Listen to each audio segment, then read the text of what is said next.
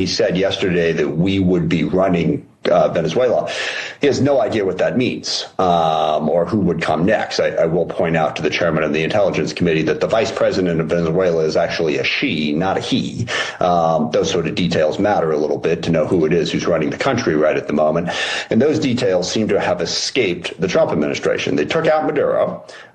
They don't know what comes next, and they're kind of making it up as they go along. And that is deeply concerning for the reasons that Chairman Crawford pointed out. We don't want this to turn into chaos, and yet we remove the leader of the country. And I take Rick's point that he wasn't the legitimate leader of the country, and that's fair. But he was the leader of the country, the person who was in charge of it, and we exercised a regime change operation to remove him.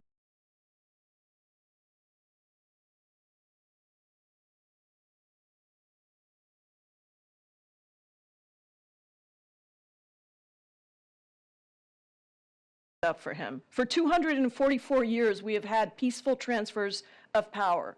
The founders planned for a potential dictator as president, but they did not plan for an entire party to follow that dictator. They had faith. But we must never forget what really happened on January 6, 2021. It was an attack on our democracy and the rule of law. Today, his command to our democracy and the system which ensures that we have a president elected by the people, to our national security and our standing in the world. The harm was real. Constitution, it follows South Carolina statute and modifies it in a way that is held up in federal court in the Fifth Circuit Court of Appeals. Regardless of the type of technology, Michiganders feel utterly unprotected.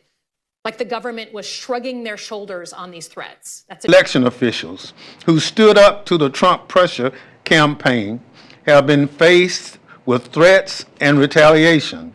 The Department of Justice has become an instrument for retribution.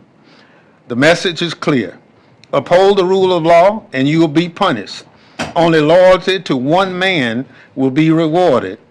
And we're going to continue to make the case, of course, that the Constitution is not a mere inconvenience in the United States of America. It needs to be followed. And Congress explicitly was given the sole authority to declare war and therefore to authorize acts of military aggression that have all of the indicia of an act of war. What did you